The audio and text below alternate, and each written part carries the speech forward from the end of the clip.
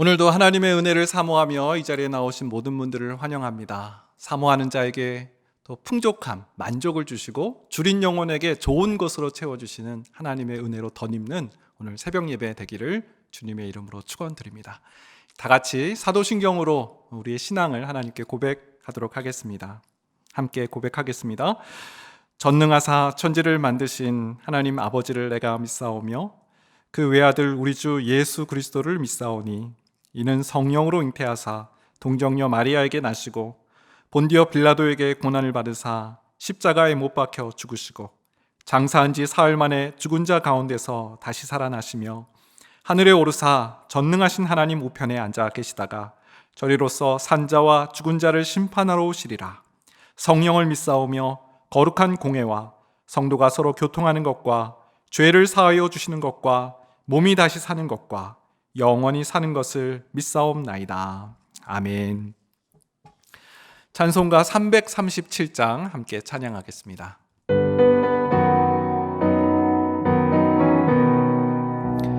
내 모든 시험 무거운 짐을 주 예수 앞에 아뢰이면 근심에 쌓인 날 돌아보사 내 근심 모두 맡으시네. 무거운 짐을 나 홀로 지고 견디다 못해 쓰러질 때 불쌍히 여겨 구원해 주리 은혜의 주님 오직 예수. 내 모든 괴로움 닥치는 환난 주 예수 앞에 아뢰이면 주께서 친히 날 구해 주사 넓으신 사랑 베푸시네. 무거운 짐을 나 홀로 지고 견디다 못해 쓰러질 때 불쌍히 여겨 구원해 주리 은혜의 주님 오직 예수. 내 짐이 점점 무거워질 때 주 예수 앞에 아뢰이면 주께서 친히 날 구해 주사 내 대신 짐을 져주시네. 무거운 짐을 나 홀로 지고 견디다 못해 쓰러질 때 불쌍히 여겨 구원해 주리 은혜의 주님 오직 예수. 마음의 시험 무서운 죄를 주 예수 앞에 아뢰이면 예수는 나의 능력이 되사 세상을 이길 힘 주시네. 무거운 짐을 나 홀로 지고 견디다 못해 쓰러질 때 불쌍히 여겨 구원해 주리 은혜의 주님 오직 예수. 아멘. 오늘 주시는 말씀은 잠언 29장 1절에서 14절 말씀입니다. 잠언 29장 1절에서 14절 말씀 제가 봉독하겠습니다. 자주 책망을 받으면서도 목이 곧은 사람은 갑자기 패망을 당하고 피하지 못하리라. 의인이 많아지면 백성이 즐거워하고 악인이 권세를 잡으면 백성이 탄식하느니라. 지혜를 사모하는 자는 아비를 즐겁게 하여도 창기와 사귀는 자는 재물을 잃느니라. 왕은 정의로 나라를 견고하게 하나 뇌물을 억지로 내게 하는 자는 나라를 멸망시키느니라. 이웃에게 아첨하는 것은 그의 발 앞에 그물을 치는 것이니라. 악인이 범죄하는 것은 스스로 올무가 되게 하는 것이나 의인은 노래하고 기뻐하느니라. 의인은 가난한 자의 사정을 알아주나 악인은 알아줄 지식이 없느니라. 거만한 자는 성읍을 요란하게 하여도 슬기로운 자는 노를 그치게 하느니라. 지혜로운 자와 미련한 자가 다투면 지혜로운 자가 노하든지 웃든지 그 다툼은 그침이 없느니라. 피 흘리기를 좋아하는 자는 온전한 자를 미워하고 정직한 자의 생명을 찾느니라. 어리석은 자는 자기의 노를 다 드러내어도 지혜로운 자는 그것을 억제하느니라. 관원이 거짓말을 들으면 그의 하인들은 다 악하게 되느니라. 가난한 자와 포악한 자가 섞여 살거니와 여호와께서는 그 모두의 눈에 빛을 주시느니라. 왕이 가난한 자를 성실히 신원하면 그의 왕위가 영원히 견고하리라. 아멘. 그릿이라는 책이 있습니다. 엔젤라 더쿠어스라는 미국의 교육 전문가가 쓴 그런 책인데요. 이 사람은 평생을 성공에 관한 연구를 한 사람입니다. 똑같은 상황, 똑같은 환경에서 어떤 사람은 성공을 하고 어떤 사람은 실패를 하는 이유가 뭘까? 그래서 이 연구를 하기 위해서 미국의 육군사관학교, 올림픽 대표 선수팀, 그리고 공립고등학교 다양한 그런 사례와 이 군집에 가서 이 조사를 했다고 합니다. 성공하는 사람과 그렇지 못한 사람은 어떤 차이가 있는가? 그러면서 이분의 어떤 그 연구 결론은 사람의 성공을 결정하는 것은 환경도 재능도 IQ도 아니다. 뭐가 결정하는가 봤더니 그 사람이 가지고 있는 태도가 결정한다는 얘기를 하고 있습니다.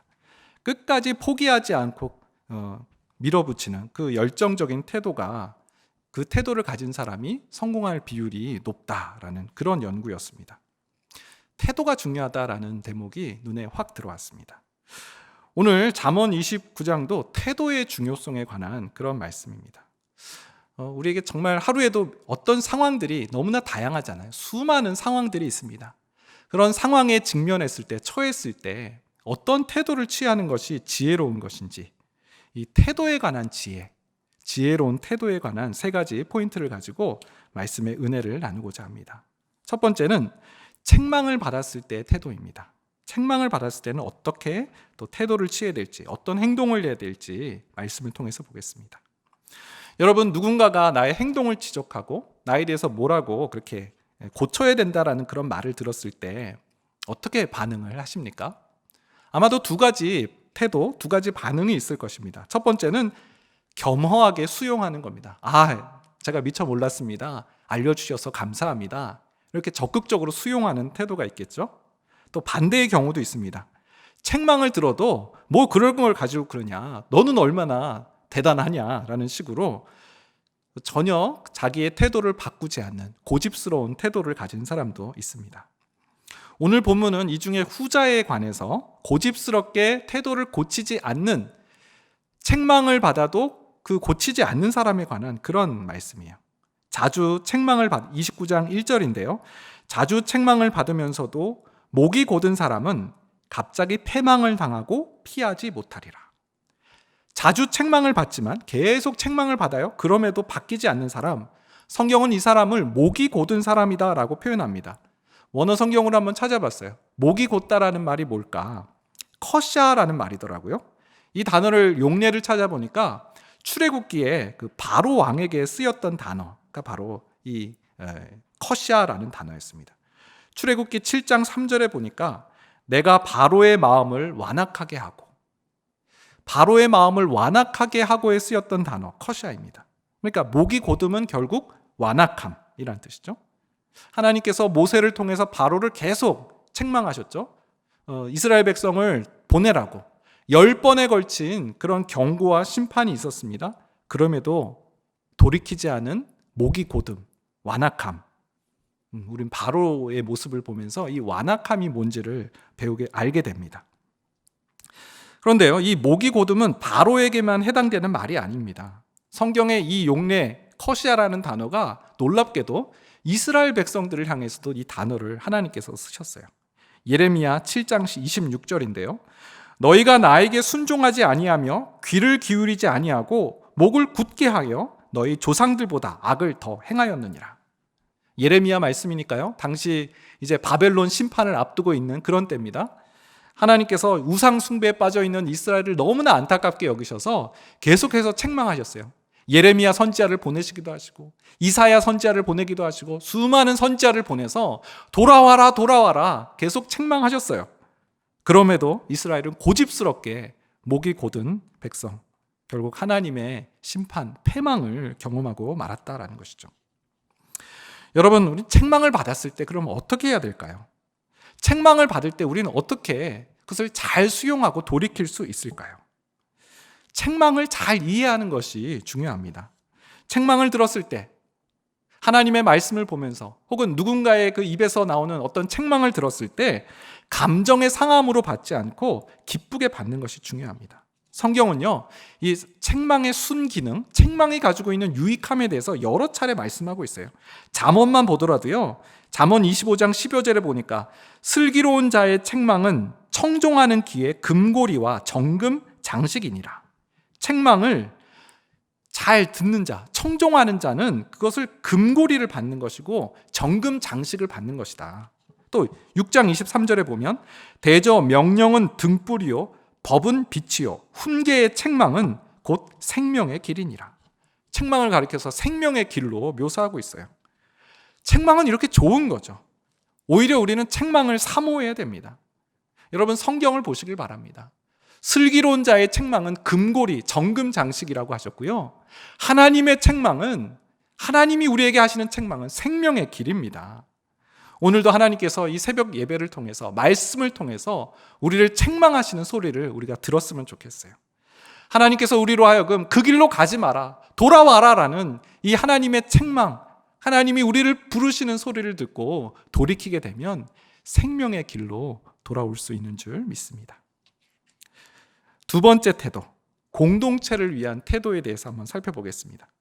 잠언 29장 2절인데요. 의인이 많아지면 백성이 즐거워하고 악인이 권세를 잡으면 백성이 탄식하느니라. 의인과 악인의 대조가 나온 구절입니다. 저는 이 본문을 보면서 의인에 대한 생각을 좀 다시 하게 됐습니다. 저는 그동안 의인이라고 하면은 늘 핍박받는 어떤 소수의 사람들이라고 생각했습니다. 그것이 이제 의인의 어떤 모습이라고 생각했습니다. 또 로마서 3장 10절에 보면 의인은 하나도 없다. 의인은 없나니 한 사람도 없다라는 그 사도 바울의 말씀을 보게 되면, 의인이라는 것은 늘 소수거나 아예 없거나 뭐 이렇게 생각을 했는데요. 오늘 잠언 말씀은 의인이 많아지는 것에 대한 그 말씀을 하고 있는 거죠. 그리고 의인이 많아지게 된다라는 이 말씀이 뭐로 연결하고 있냐면 공동체와 연결을 하고 있어요. 의인이 많아지면 백성, 공동체가 즐겁게 된다. 반대로 악인이 권세를 잡으면 공동체가 아주 탄식한다. 백성이 탄식한다라는 말씀이죠. 그러니까 강조점이 다른 거예요. 로마서의 의인은 하나님의 그 구원의 은혜를 누구나 모든 사람이 다 필요로 하고 있다는 것을 강조하는 거예요. 의인이 없다라는 말은 우리 모두가 다 죄인이고 하나님의 구원의 은혜가 필요하다는 것을 강조하기 위한 의인의 개념이고요. 잠언에 나오는 이 의인이 많아지면이라는 것은 공동체에 무엇이 유익하고 공동체가 살아날 수 있는 길이 무엇이며 공동체의 좋은 일은 바로 의인이 많아지는 것이라는 것을 우리에게 알려주고 있다는 겁니다. 여러분, 얼마나 가정에 관심이 많으세요? 우리 가정이 살아났으면 좋겠다. 여러분, 이 나라와 이 민족을 얼마나 사랑하십니까? 이 나라와 민족이 정말 잘 살아났으면 좋겠습니다라고 기도하고 우리가 바라고 있잖아요. 그러면 의인이 많아지는 것을 꿈꿔야 된다는 겁니다. 얼마 전 주일 설교 때 목사님께서 그 캐나다 밴쿠버에서 20년 넘게 목회하신 조용택 목사님 그 임종 예배에 대해서 한번 소개를 하신 적이 있습니다. 그 목사님은 20년 넘게 그 이민 목회를 하셨고, 그래서 이제 마지막 임종 예배를 드리는데 그게 유튜브에 올라와서 화제가 되었죠. 온 가족들이 다 같이 모여서, 가족들이 굉장히 많더라고요. 가족들이 같이 천국 환송 예배로 그 아버지 또 할아버지의 이 마지막을 또 축복하고 또 예배하는 그런 장면을 봤습니다. 감동이 되더라고요. 가족들이 많이 모여서 함께 하나님을 예배함으로 임종 예배를 드리는 모습이 참 귀감이 되었고 부러웠습니다. 여러분, 그렇게 하나님을 예배하는 가정, 그런 가정에서 자라난 자녀들은 어떻겠습니까? 그런 가정에서 자란 자녀들은 당연히 마땅히 하나님을 예배하고 경외하는 삶을 살아가는 거죠. 그렇게 기쁨으로 하나님께 예배하는 그것이 문화가 되고 많은 가족들이 그렇게 하나님을 예배할 때 그곳에 속한 자녀들은 당연히 마땅히 그 가족과 그 의인의 그런 모습으로 또 가정 안에 더욱더 세워지는 것을 볼 수 있습니다. 여러분, 하나님을 경외하는 삶, 경외하는 가정, 우리 가정에 이 의인이 많아지는 것, 하나님 앞에 서가는 그 사람들이 많아지는 것을 우리가 꿈꾸고 하나님 앞에 간구했으면 좋겠습니다. 로마서 8장 19절 말씀 이렇게 말씀합니다. 피조물이 고대하는 바는 하나님의 아들들이 나타나는 것이니. 피조물이 고대하는 바, 그 다음 구절 읽지는 않았는데요, 이 피조 세계가 죄로 인해서 파괴가 되었어요. 썩어짐의 종노릇하게 되었어요. 모든 자연 만물, 피조 세계가 죄로 인해서 종노릇하고 신음하고 고통받는 그런 자리에 빠지고 말았습니다. 그 피조 세계, 자연 만물이 고대하는 바가 있는데 그것은 바로 하나님의 아들들이 나타나는 것이에요. 의인이 많아지는 거예요. 사랑하는 여러분, 우리 가정에 의인이 많아지는 꿈, 여호와를 경외하는 하나님의 백성들이 많아지는 그런 꿈을 꾸시기를 주님의 이름으로 축원드립니다. 세 번째, 선택지 앞에서의 태도입니다. 잠언 29장 3절인데요. 지혜를 사모하는 자는 아비를 즐겁게 하여도 창기와 사귀는 자는 재물을 잃느니라. 지혜를 사모하는 자, 그리고 창기와 사귀는 자를 대조하고 있어요. 지혜를 사모하는 자의 특징, 아버지를 즐겁게 한다. 반대로 창기를 사귀는 자, 창기와 사귄다는 것은 자기 정욕대로, 자기가 그 욕망대로 살아가는 그런 인생을 말하는 것이죠. 그 사람들은 재물을 잃게 된다라는 말씀입니다. 종종 성도님들에게 질문을 받습니다. 목사님, 제 앞에 두 가지 길이 있는데요, 어디로 가야 될지 모르겠습니다. 제가 어떤 길로 가야 될까요? 이렇게 물어보시는, 진로에 대해서 고민하고 또 상담을 하시는 경우가 있습니다. 저는 이때 두 가지 길을 대하는 성도님의 마음이 어떤지를 점검해 보시기를 그렇게 말씀을 드립니다. 내 마음이 어디에 가 있는지, 그리고 내 마음이 어디에 가 있으며 그 마음은 어떤 마음인지를 한번 살펴보라는 거죠.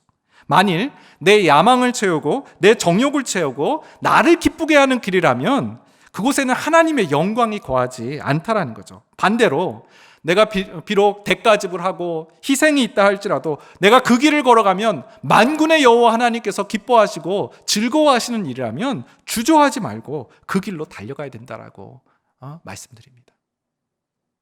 다니엘을 한번 떠올려 보십시오. 30일 동안 왕 외에 다른 신에게 절을 하는 사람은 다 사자굴에 던져질 것이라고, 그런 조소가 그 전국에 다 반포가 됐잖아요. 다니엘이 취할 태도는 두 가지 중에 하나일 거예요. 첫 번째는 30일 동안 쥐죽은 듯이 있는 거죠.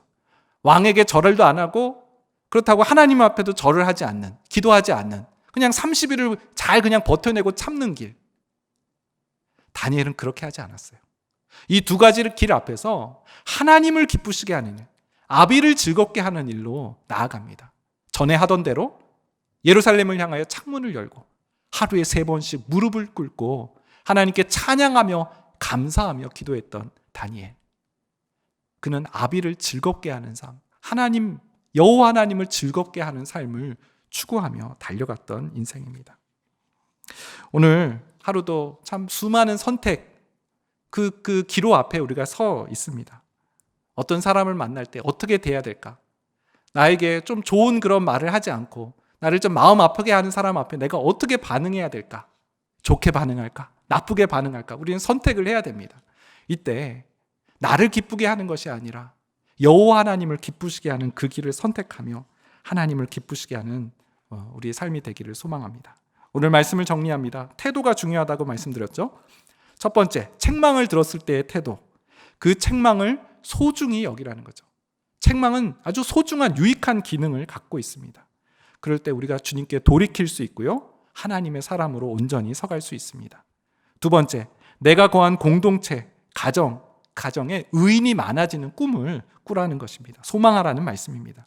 세 번째, 선택지 앞에서 내 정욕, 나를 기쁘게 하는 길이 아니라 아버지를 즐겁게 하는, 하나님을 기쁘시게 하는 길로 담대히 한 걸음씩 나아가는 모든 성도님들 되시길 축원드립니다. 우리 한번 기도하도록 하겠습니다. 좋으신 하나님, 감사합니다. 삶을 대하는 태도가 달라지길 소망합니다. 하나님, 책망을 들었을 때 그 책망 속에 있는